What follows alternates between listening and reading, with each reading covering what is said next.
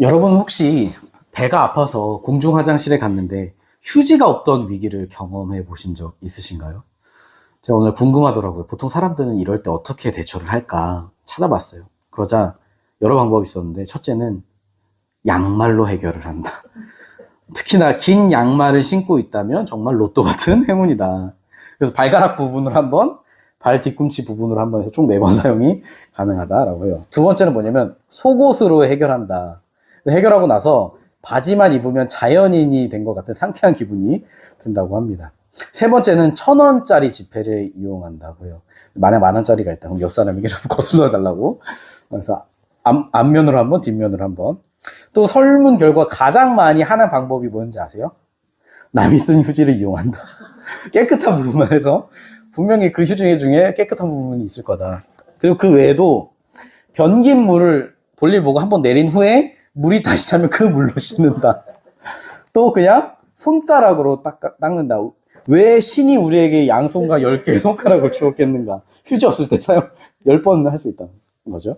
제 친구가 실제로 이렇게 해서 제가 똥손이 누나 너는 이렇게 불렀어요. 그리고 마지막으로 에라 모르겠다 그냥 나가자. 엉거주춤 이렇게 하는 경우가 있다고 해요. 우리는 인생을 살면서 이렇게 갑작스러운 위기를 맞이할 때가 있죠. 그리고 그걸 대처하는 방법은 사람마다 참 다양한 것 같아요. 오늘 본문에서도 큰 위기 속에서 서로 다른 대처를 하는 모습을 보여주는 사람들이 등장을 하는데요. 우리 한번 1절과 2절 말씀 같이 한번 읽어보도록 하겠습니다. 시작. 다윗과 그의 사람들이 사흘 만에 시글락에 이를 때에 아말렉 사람들이 이미 네겝과 시글락을 쳐서 불사르고 거기에 있는 젊거나 늙은 여인들은 한 사람도 죽이지 아니하고 다 사로잡아 끌고 자기 길을 갔더라. 아멘. 지금 다윗과 그의 군사들이 블레셋의 용병으로 동원되어 가 있는 동안 아말렉 사람들이 시글락에 쳐들어왔대요. 그래서 온 지역을 다 불태우고 남아있는 사람들을 다 포로로 끌려간 거예요. 여러분 이 당시에는 이렇게 약탈을 하면 보통 사람들을 포로로 잡아가서 노예로 삼거나 아니면 다른 사람의 노예로 팔았대요. 특히나 이 아말렉은 주로 남의 것을 빼앗아 먹고 사는 도적 같은 사람들인데 시글락에 왔더니 군사들이 아무도 없어요. 다 뭐 여자들, 아이들, 노약자. 그래서 이게 웬 떡이냐 하고 다 쉽게 이제 광도짓을 하고 털어간 거죠. 그러자 3절과 4절을 보면 그것을 이제 보고 알게 된 다윗과 사람들이 어떻게 반응하냐면 이렇게 반응을 했대요. 같이 읽어볼게요. 시작. 다윗과 그의 사람들이 성읍에 이른즉 문즉 불탔고 자기들의 아내와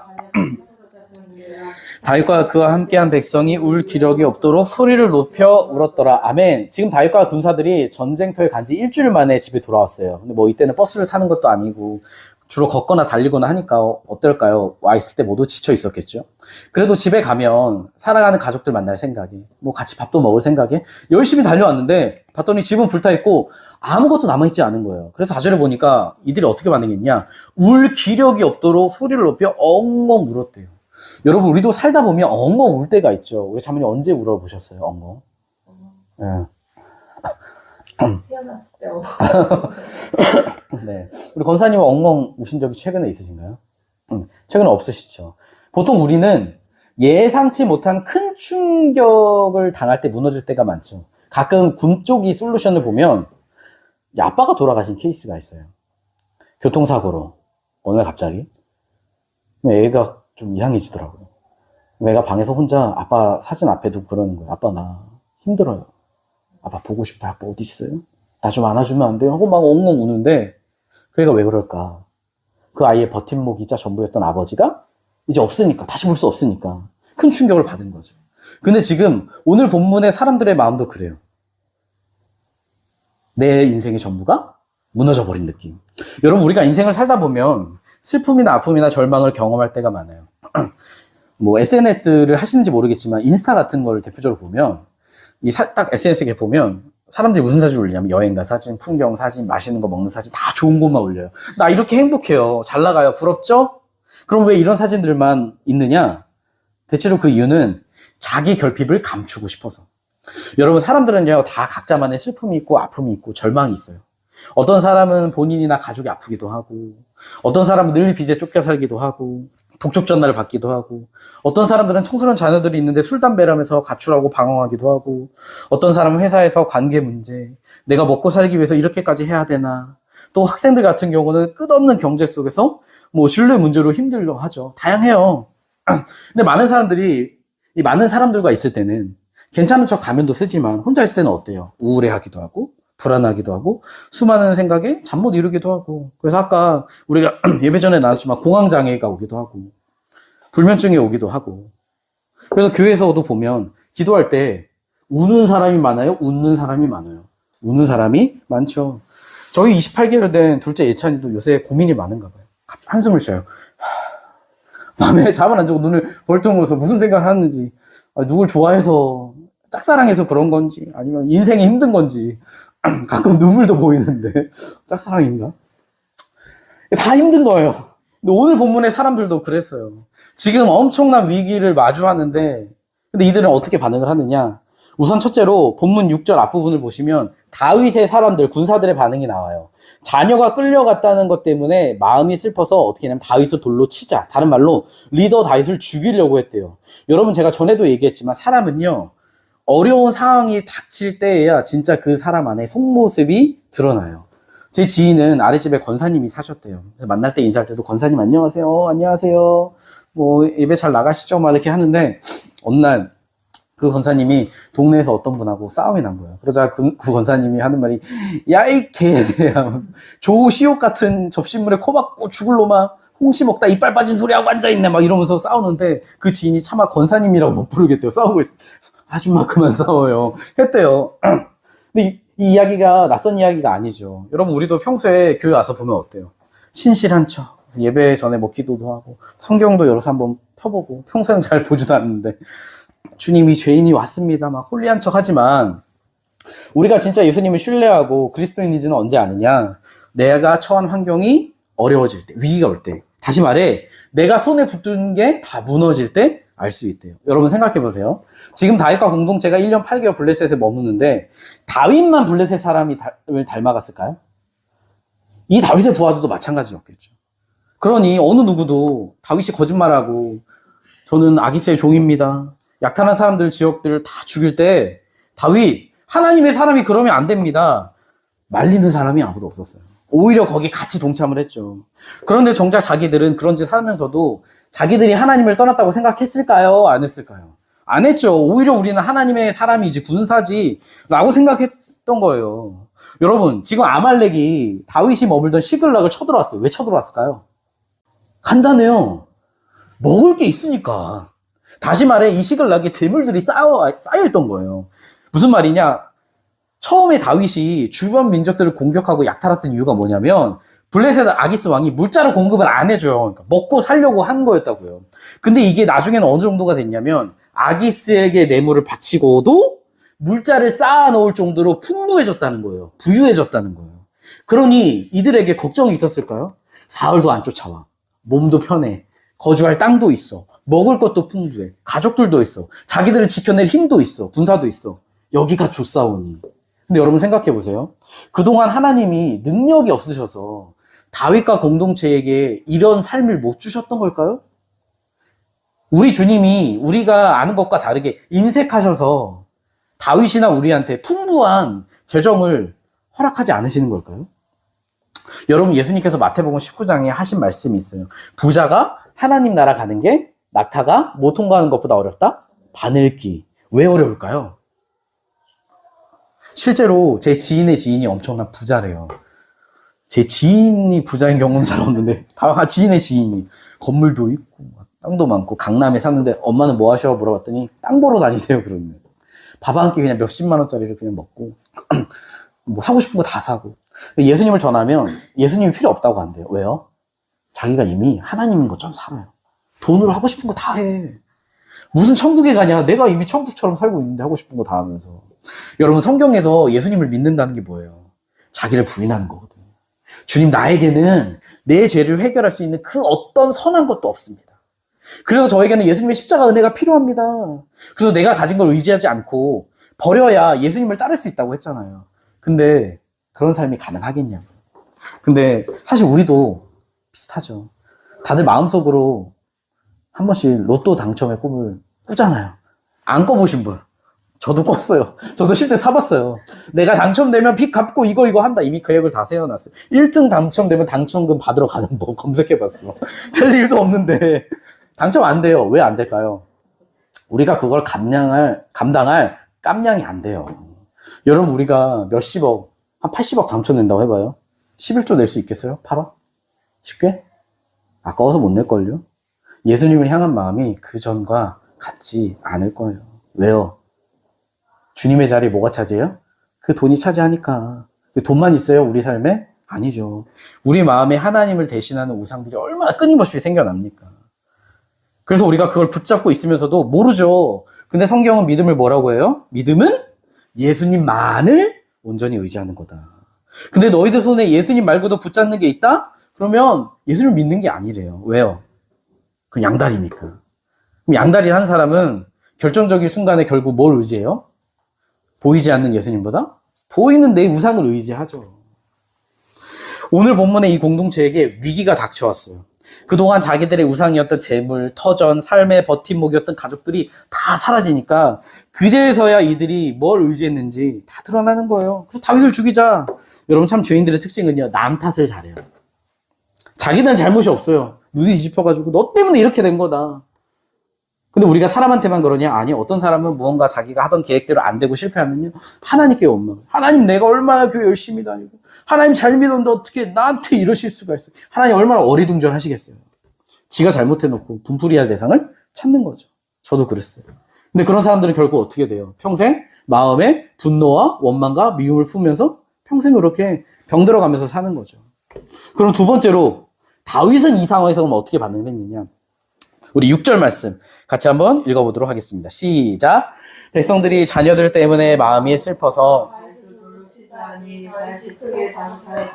그의 하나님 여호와를 힘입고 용기를 얻었더라. 아멘. 뭐라고 하냐면 다윗이 크게 다급하였으나, 이게 무슨 뜻이냐면 매우 괴롭고 고통스러웠대요. 원어를 보면. 영어로는 굉장한 스트레스를 받았다. 여러분, 한번 다윗의 입장에 생각해 보세요. 5절을 보면 지금 다윗의 부하들만, 가족들만 잡혀간 게 아니라 다윗의 아내들도 다 잡혀갔어요. 그래서 마음이 가장 처참한 건 누구냐? 다윗이에요. 왜요? 다윗은 리더잖아요. 이 공동체를 책임지는 사람이잖아요. 여러분, 이 당시 왜 다윗이 블레셋으로 도망와서 아기스에게 저는 종입니다, 거짓말까지 하고 뇌물까지 받으면서 굽신굽신 거린 이유가 뭐예요? 자기 목숨을 부지하는 것도 있지만 자기가 이끄는 공동체 먹여 살리려고. 그렇게, 그래서 8년 동안 그 부하들과 같이 동고동락하면서 생사고락을 같이 했는데 그 사람들이 자기를 죽이려고 해요. 여러분, 사실 다윗이요, 그동안 얼마나 수없이 배신당했어요. 같은 지파인 10사람들에게 사울에게 밀고 하기도 하고, 자기가 구원했던 그일라 사람들이 배신하기도 하고. 근데 지금 가장 마음이 아픈 건 뭐예요? 여태까지 울고 웃던 부하들이, 함께 울고 웃던 부하들이 자기에게 분노를 쏟아내고 자기를 죽이려 하는 거. 여러분, 그게 사람이에요. 여러분, 목회자들도 가장 힘들고 그만두고 싶을 때가 언제인 줄 아세요? 목회 그만두고 싶다. 돈이 없을 때? 목회가 잘 안 될 때? 아니에요. 믿었던 사람에게 뒤통수 맞을 때. SNS에 어떤 목사님이 글을 쓰셨어요. 개척하신 지 몇 년 됐는데 사역했던 교회에서 같이 한 가정이 시작했대요. 근데 상처가 많은 가정이어서 돌보고 목사님 부부가 가정을 케어하고 시간과 에너지를 많이 쏟았는데 어느 날 자기 원래 다니던 교회, 옛날 교회로 돌아가겠다. 가시라. 어쩔 수 없죠. 근데 돌아가고서 들려오는 건 그 가정이 이 목사님을 뒷담화하고 욕을 하더래요. 근데 마음이 무너지더래요. 그럴 때. 내가 여태까지 한 게 뭔가. 여러분, 우리가 사랑하고 믿고 모든 걸 주었던 사람들에게 이렇게 뒤통수 맞을 때 심정이 어떨까요? 처참하죠. 오늘 본문의 다윗도 그만두고 싶지 않았을까요? 그래서 어쩌면 이 부하들처럼 분노를 쏟으며 니네가 어떻게 나한테 이럴 수 있냐, 내가 너네한테 한 게 얼만데 오냐, 내가 너네 먼저 죽여주마, 할 수 있지만 어떻게 했느냐? 말씀을 다시 보면 하나님으로 인해 다시 힘과 용기를 얻었대요. 더 쉽게 얘기하면 하나님을 바라봤더니 두려움은 사라지고 믿음이 생겼다. 자, 질문. 그러면 다윗은 어떻게 이 상황 가운데 이렇게 할 수 있었을까요? 이게 어떻게 가능했을까요? 이 절대전명의 상황에. 그 이유는 우리가 지난주에 나누었잖아요. 다윗이 블레셋에 가 있는 동안 친밀함을 잃고 하나님과 그래서 자기 마음대로 거짓말하고 블레셋처럼 살다가 위기에 직면했잖아요. 자기 동족과 싸워야 하는. 근데 하나님께서 그 블레셋 사람들의 마음을 움직여셔서 빠져나왔어요. 근데 거기서 끝이 아니라 돌아왔더니 자기 공동체가 아말렉에게 약탈당하고 다 끌려갔어. 만약 다윗의 군사들이 지금 돌아오지 않고 전쟁을 참여한 이후에 돌아왔다면 이미 공동체의 가족들은 노예로 다 팔려가고 공동체는 해체되고 되돌릴 수 있는 기회가 없었을 거예요. 끝이었을 거예요. 그래서 다윗은 이 모든 사건을 통해 깨달은 거예요. 아, 지금의 모든 과정이 하나님의 도우심이었구나. 여러분 참 신기한 건요. 지금 오늘 본문에서 하나님의 구원 역사를 다윗만 경험했나요? 다윗만 봤어요? 아니요. 다윗의 부하들도 똑같이 보고 경험했어요. 근데 위기가 닥치자 그 부하들은 자기들의 눈앞에 현실만을 보는데 다윗은 주님을 봐요. 주님의 마음을 봐요. 여러분 출애굽한 이스라엘이 홍해 앞에 섰는데 뒤에서 애굽의 군대가 쫓아올 때 백성들은 뭐라고 해요? 왜 우리를 여기 내려와서 죽게 했냐? 광야에 애굽에 있었으면 죽지 않았을 텐데 그냥 두지. 모세와 하나님을 원망하고 불신한다고. 근데 저는 그 마음 이해해요. 우리도 거기 있었으면 그랬을 거예요. 근데 모세는 그 상황에서 누굴 봐요? 하나님을 봐요. 똑같은 애굽의 10가지 재앙을 경험하고 봤어도 보는 게 달라요, 서로. 우리는 이걸 뭐라고 하냐면 영적 분별력이라고 해요. 더 쉽게 이야기하면 사람의 관점으로 보느냐, 하나님의 관점으로 보느냐. 제가 여러 번 이야기했지만 제 인생이 가장 힘든 시기가 언제냐? 20살 시절 재수 실패하고 조울증 걸렸을 때 아버지가 돈 빌려서 재수 시켰는데 대학 다 떨어지고 집은 가난하고 인생의 꿈도 다 부서지고 그렇게 1년을 조울증으로 아프다가 예수님 만났잖아요. 근데 정말 신기한 게 뭐였냐면요. 제가 예수님을 만났을 때 그 하나님의 사랑이 제 마음 가운데 다 부어지니까 그동안 가지고 있던 이 우울증, 부정적인 생각들, 넌 실패자야 라고 말하던 이 견고한 진들이 다 산산조각 나더라고요. 더 쉽게 얘기하면 옛날에는 제 상황과 현실을요 뭐로 판단했냐면 이 인간적인 눈으로 보이는 대로 세상의 기준대로 판단했어요. 근데 예수님을 만나고 나서부터는 뭐로 보느냐? 뭐로 봤을 것 같아요? 예수님의 십자가를 통해서만 보기 시작했어요. 제가 더 쉽게 얘기하면 야, 예수님께서 나 같은 죄인을 위해 십자가에 그렇게 죽으셨는데, 다른 말로 하나님께서 나를 그렇게 사랑하셨는데 내 삶이 실패자라고? 날 내버려 두시지 않을 거야. 보이지 않지만 늘 나와 함께 하셨어. 그러면서 뭐가 보이냐면 하나님의 마음이 다 보이는데, 야, 내가 학교 선생님, 초등학교 선생님의 길이 아닌데 내 욕심과 생각대로 그 길을 가려고 하니까 실패한 거였구나. 그게 보이더라고요. 그러면서 무슨 해야 되냐? 그럼 오히려 내 실패는 실패가 아니라 하나님의 형통이네? 여러분, 우리가 색안경, 선글라스를 쓰고 보면요, 모든 현실이 그 색으로 보여요. 그 색으로 보인다니까요. 색이 아니어도. 그래서 내가 예수 그리스도라는 안경을 쓰느냐, 세상의 기준이라는 색안경을 쓰느냐에 따라 우리의 인생이 달라지는 거죠. 오늘 본문의 다윗도 그래요. 자기가 경험한 하나님의 구원 역사를 통해 하나님 자기 얼마나 사랑하시는지, 돌보시는지, 소명이 무엇인지를 다시 깨닫게 되니까 닫혀있던 눈이 열려요. 다윗을 잠식했던 세상의 가치관들이 다 깨지는 거예요. 그래서 뭐를 하냐? 7절과 8절 말씀 같이 한번 읽어볼게요. 시작. 다윗이 아히멜렉의 아들 제사장 아비아달에게 이르되, 아비아달이 에봇을 다윗에게로 가져가매 다윗이 여호와께 묻자와 이르되, 내가 이 군대를 추격하면 따라잡겠나이까 하니, 그에게 대답하시되, 그를 쫓아가라. 내가 반드시 따라잡고 도로 찾으리라. 여러분, 그동안 블레셋에 와서 다윗이 전에 그랬잖아요. 기도했다는 내용이 없었다. 근데 지금 다윗이 뭘 해요? 기도를 해요. 다들 원망하고 부정하고 좌절하는데 다윗은 에봇을 가져와라. 에봇이 뭐냐면 이 제사장들이 하나님의 뜻을 부를 때 yes, no 하는 도구예요. 근데 다윗이 여쭈어요. 제가 이 군대를 추격하면 따라잡겠습니까? 아무도 지금 추격할 생각을 못하는데 다윗은 추격할 생각을 해요. 왜요? 하나님의 관점으로 보니까. 하나님의 관점으로 보니까 주님이 늘 우리보다 앞서 계시잖아요. 그러니까 현재가 아닌 미래를 보는 거예요. 근데 사실 예전에 다윗 같으면 기도 안 하고 그냥 추격했을 거예요. 야, 당연히 추격하지 뭘 기도를 하냐. 여러분, 우리가 어려운 현실에 부딪히고 절망의 순간이 찾아올 때 우리가 해야 되는 게 뭐예요? 기도죠, 기도. 근데 우리가 보통 기도하면 어때요? 주님, 제 목표 계획 이루어주세요. 금식하고 기도하고 근데 다윗은 어떻게 하느냐? 하나님의 길을 구하는 기도. 다른 말로 하나님의 뜻, 하나님의 마음을 구하는 거예요. 이 기도의 뜻이 뭐냐면, 주님, 이제 내 방법과 생각을 의지하지 않겠습니다. 저의 계획이 중요한 게 아니라 하나님의 계획을 알기 원합니다. 그래서 이 가족을 구원하는 일도 주님께 맡기겠습니다. 왜요? 다윗은 하나님의 구원 역사를 보고 나서 하나님의 방법이 최선이란 걸 알았으니까. 제가 전에 그랬잖아요. 내가 시작한 일은 누가 책임진다? 내가 책임져야 되지만 하나님이 시작하신 일은 하나님이 책임지신다. 그러니까 다윗에게 그러는 거예요. 네 일을 할 거냐? 하나님의 일을 할 거냐? 다윗은 하나님의 일을 하기로 선택한 거예요.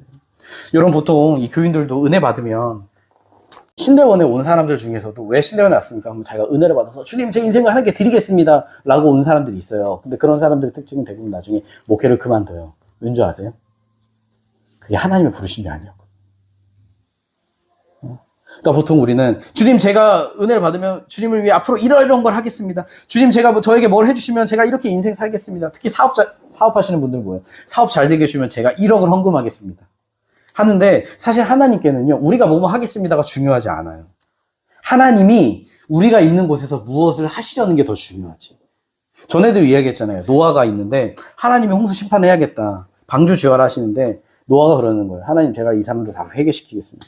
그리고 열심히 전도 계획을 짜서 이렇게 해야겠다. 하나님 전하면서 회개하십시오 라고 하는 거 인간적으로 봤을 때는 굉장히 귀한 거예요. 그런데 하나님 앞에서는 뭐예요? 아무런 의미가 없는 거죠.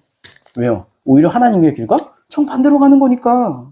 여러분 성경은요, 우리는 자꾸 성경을 볼 때 사람에게 집중을 하잖아요. 근데 성경은요, 사람이 무엇을 했다는 게 아니라 하나님이 무엇을 하셨느냐 이 이야기예요. 사람을 통해. 그리고 앞으로 무엇을 하실 거다. 그래서 여러분 제가 날마다 기도하는 게 그거예요. 하나님, 우리 교회를 통해 하나님께서 하시기를 기대합니다. 제 비전이 아니라 주님의 비전, 주님의 길을 보게 해주세요. 근데 보는 것만으로 끝나면 안 돼요. 정말 그 다음으로 중요한 게 있어요. 혹시 그게 뭔지 아세요? 그 다음 중요한 거, 순종. 기도하는 거예요. 하나님, 만약에 내가 직장이나 가정이나 어떤 사람과 관계가 어려워요. 그럼 어떻게 기도해야 돼요? 하나님, 저 인간 왜 그러는지 모르겠어요. 이렇게 기도해야 돼요? 하나님, 저 사람과 관계가 어려운데 이 상황 가운데 하나님이 원하시는 하나님의 뜻이 무엇일까요? 예수님이라면 어떻게 하셨을까요? 지혜를 주세요. 그런데 주님께서 악을 선으로 대해라 말씀을 보여주세요. 그 구절. 그럼 어떻게 해야 돼요? 아무 말 안 하고 나 죽었어 하고 섬겨야죠. 예수님처럼. 주님, 저희에게 돈이 얼마가 필요해요? 돈이 없어요. 부족해요. 그럼 어떻게 기도해야 돼요? 채워주세요. 또 주님, 제가 이거 돈이 없는데 다른 사람에게 빌려야 될까요? 아니면 하나님이 채워주심을 기다려야 될까요? 근데 기다리라 하세요. 그러면 기다려야 돼요? 안 기다려야 돼요? 기다리겠어요? 아니, 여기서 야, 너 돈 얼마 있냐? 보험 해놓고. 진짜 믿고 기다리는 게 그게 순종이죠. 오늘 본문의 다윗이요, 하나님 음성 듣고 어떻게 하면 바로 순종해요. 9절부터 추격을 시작해요. 근데 600명 중에 200명이 중도 포기해요. 왜요? 계속 전쟁터 왔다 갔다 하니까 힘들잖아요. 육체적으로 힘든 거예요. 순종해서 싸우러 가는데, 구원하러 가는데 상황이 좋지 않아요. 그러니까 400명이, 3분의 1이 없어진 거예요. 400명이 가다가 만약에 몇천 명 대군을 만나면 이길 가능성이 없잖아요. 그런데 다윗은 그럼에도 하나님 말씀만 의지해서 가요. 여러분, 우리가 하나님을 찾는 것도 중요하고 여쭈는 것도 중요하지만 거기에 순종이 없으면요, 앞에 게 아무런 의미가 없어요. 왜요? 성경에서 순종이 없는 사랑, 믿음은 뭐라고 해요? 가짜다. 여러분, 사울이 왜 버려졌어요?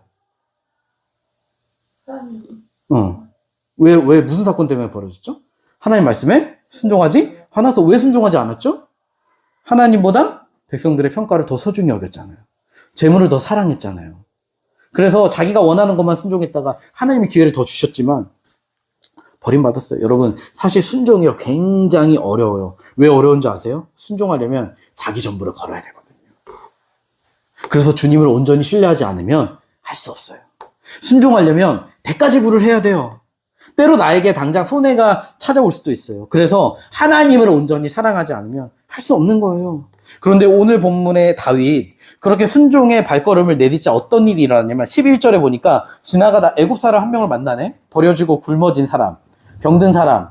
근데 이 다윗이 뭐냐면 이 상황 가운데 떡도 주고 물도 주고 도와줘요. 왜요? 이방인과 약자 돌보는 게 하나님 말씀이니까 순종한 거예요. 다윗이 하나님의 사람으로 돌아온 증거기도 하죠. 그런데 참 신기한 게 알고 보니까 이 사람이 누구예요? 아말렉의 노예였어요. 그래서 아말렉이 이동 경로를 다 한대. 세상 사람들은 이런 걸 뭐라고 해요? 우연이다. 아니 재수가 좋다. 우리는 뭐라고 해요? 하나님이 하셨다. 그래서 결국 16절에 그 소년의 인도를 따라갔더니 아말렉이 뭐하고 있어요? 재물과 노예를 많이 얻어서 기분 좋아서 술 파티하고 있는 거예요. 춤추고 놀고 있는 거예요. 그래서 딱 기다렸다가 17절에 새벽에 400명으로 급습을 했대요. 그리고는 대승을 딱 거두는데 아말렉에서 살아 도망간 사람이 몇 명이에요? 400명. 이게 무슨 뜻일까요? 400명만 도망갔다라는 게 무슨 말이냐면 원래 이 아말렉의 군대 수가 어마어마했다. 수천 명이었을 거다. 400명만 살아서 도망갔다고 말하는 걸 보면 최소 10배 하면 4천 명이라는 거죠. 여러분 이상하지 않아요? 아무리 술 취하고 있다고 해도 4천 명이고 400명이면 10대 1이잖아요. 술 취한 사람 10대 1로 싸워서 이기실 수 있어요? 아니요, 우리 1대 1로 싸워도 저 터지는 거예요. 근데 이들이 어떻게 이길 수 있었을까요? 하나님이 함께 하셨으니까. 다시 말해 이 싸움은 다윗의 싸움이 아니라 누구 싸움이에요? 하나님의 싸움이죠. 다윗은 그냥 순종한 거예요. 순종했더니 하나님께서 일하신 거라고요. 그 결과 어떻게 됐어요? 모든 걸 다 찾았어요. 잃어버린 재물도 찾고 가족들도 다 찾고 비극이 희극이 된 거죠. 여러분 만약 다윗이 이전처럼 하나님께 기도하지 않고 자기 방법과 힘을 의지했으면 승리할 수 있었을까요? 아니요. 아말렉의 대군 앞에 다 전멸했을 거예요. 어쩌면 찾지도 못했을 수도 있어요. 아말렉이 움직여 다니니까. 그러면서 다시 한번 깨달은 거죠. 하나님의 방법이 가장 베스트구나. 최선이구나. 여러분은 하나님의 방법과 길이 우리 인생의 가장 최선이라는 걸 믿으시나요? 그럼 하나님만 의지하세요? 아멘은 잘해요. 여러분 만약 우리 삶에 오늘 다윗과 이 공동체처럼 말할 수 없는 어려움과 절망과 비극이 있는 거라면 오늘 본문은 우리에게 뭐라고 하냐면 사인이다. 어떤 사인일까요? 하나님께서 우리를 부르시는 사인이다. 하나님께 돌아오라는 사인이다. 다시 말해 예수님의 십자가만을 바라보라는 사인이다. 그래서 내가 처한 환경과 상황을 인간적인 관점을 보는 것이 아니라 예수님의 십자가 사랑을 통해서만 보기 원합니다. 다시 말해 하나님의 관점으로 보기 원합니다. 그러면 어떤 일이 일어나요? 하나님의 마음과 귀리 보이니까 하나님께서 나의 삶의 가운데, 환경 가운데 어떻게 하시겠구나. 그러면 우리가 어떻게 할 수 있겠어요? 주님께 모든 걸 맡기고 주님의 음성에 귀 기울이고 하나님 말씀하시면 순종하고 그럼 그 순종을 통해 뭘 경험해요? 하나님의 일을 경험하게 되는 거예요. 오늘날 많은 사람들이요. 그 눈으로 보지 않기 때문에 하나님을 경험하지 못하는 거죠. 근데 여러분 사실 이렇게 하는 거 쉽지 않아요.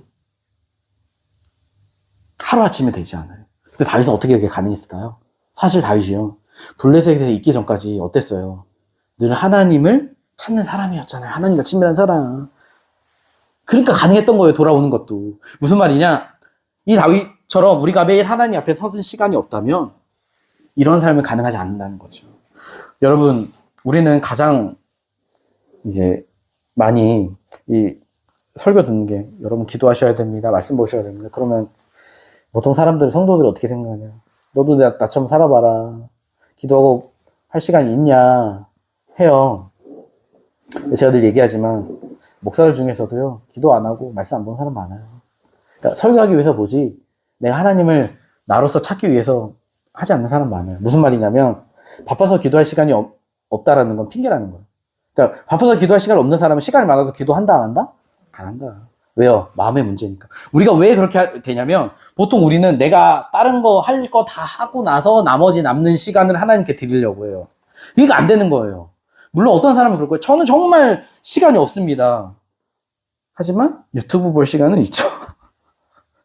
영상 보고 노는 시간도 있어요. 다 있어요. 정말 기도할 시간이 없으면 30분 일찍 일어나서 새벽에 기도해도 되잖아요. 아니면 내가 아침 출근하는 길에 퇴근하는 길에 운전하면서 아니면 대중교통 속에서도 기도할 수 있죠. 이걸 보시는 분들도 있으니까. 아니면 내가 점심 먹고 1시간 동안 점심만 먹어요? 아니잖아요. 20분, 10분이면 다 먹잖아요. 그 남는 시간 산책하면서도 기도할 수 있어요. 정 안 되면 퇴근하고 집안일하고 아이들 재우고 나만의 시간에 할 수도 있죠. 무슨 말이냐면 우선순위가 달라지면 할 수 있다는 거예요. 여러분, 다윗이요, 블레셋에서 위기를 맞은 게 이 공동체가 회의를 안 해서 그렇게 된 게 아니에요. 그 이유는 딱 하나였어요. 하나님과의 관계, 기도를 잃어버렸기 때문에 이 위기가 왔던 거예요. 여러분, 제가 요새 이혼 변호사 만화 본다고 했잖아요. 근데 그 만화의 다 첫 시작은요, 너무 좋아요. 다들 불안해요. 이렇게 좋은데 처음 만날 때 다들 너무나 서로를 사랑하고 내가 너를 위해서 다 버리고 갈 수도 있어. 근데 결혼하고 시간이 지나면서 어떻게 되면 서로 점점 멀어져요. 무관심해지고 스킨십도 없고 사랑이란 말도 하지 않고. 그러다 나중에 결론이 어떻게 돼요? 항상 한쪽이 바람을 펴요. 근데 딱 그걸 보면서 낯설지가 않다. 이건 저희 부부관계를 얘기하는 게 아니라 우리 신앙이 있어서. 우리도 다 어때요? 과거에 내가 젊었을 때는 하나님 향한 사랑과 열정이 얼마나 뜨겁고 교회에서 하루 종일 살면서 봉사하고 그런 적 있어요? 없어요? 있어요. 근데 하나님께서 지금 물으시는 거예요. 혜인아, 과거만 그런 게 무슨 소용이냐. 지금 그러지 않는데. 여러분, 과거도 중요해요. 정죄하는 거 아니에요? 물어보시는, 과거가 있으니까 현재도 있는 거예요. 근데 현재가 그러지 못하면 과거가 좋아도 그게 주님께 무슨 의미가 있겠어요? 여러분, 바람난 배우자가 과거 나를 죽도록 사랑한 게 무슨 의미가 있어요? 지금이 아닌데 의미가 있나요? 제가 지금 바람 펴요. 괜찮아요? 아니잖아요. 아무 의미가 없어요. 근데 우리가 하나님께도 그래요. 그래서 오늘 본문을 통해 우리에게 말씀하시는 거예요. 만나자. 오늘 나와 뜨겁게 사랑하자. 너희들의 삶에 문제가 있을 때, 어려움이 있을 때 그거를 절망하는 사인이 아니라 하나님과 우리와의 관계를 회복하자는 사인으로 받아라. 예수님의 십자가 앞으로 매일 나아오라는 사인. 주님, 제가 예수님의 십자가를 통해서만 주님의 사랑을 알기 원합니다. 왜요? 우리는 환경이 어려지면 주님 나 사랑하지 않는 것 같아요. 여러분, 십자가보다 가장 더 큰 사랑이 뭐가 있겠어요? 그래서 우리의 눈을 예수님의 십자가라는 안경을 통해서만 현실을 보고 주님의 음성을 듣고 내 계획이 아니라 주님의 계획 앞에 나의 뜻이 내려지고 온전히 순종하기 원합니다. 매일 나의 삶에 주님의 일하심을 경험하고 주님을 더 알 수 있게 해주세요. 여러분, 오늘 본문이 우리가 그런 삶을 살기 원하도록 말씀하고 있는 것이죠. 저는 우리 함께 걷는 교회 성도님들의 삶에서 이 기도의 시간이 회복되길 소망해요. 때로 우리 앞에 어려운 비극을 마주할지라도 주님 안에서 하나님의 회복을 경험하길 기도해요. 그래서 날마다 우리 삶에 하나님과의 친밀한 교제, 말씀과 기도로 하나님 앞에 서며 하나님 찾고 그 하나님이 우리의 실제 되시는 주님을 경험하는 우리 모든 성도님들 되시길 예수님의 이름으로 간절히 축복합니다.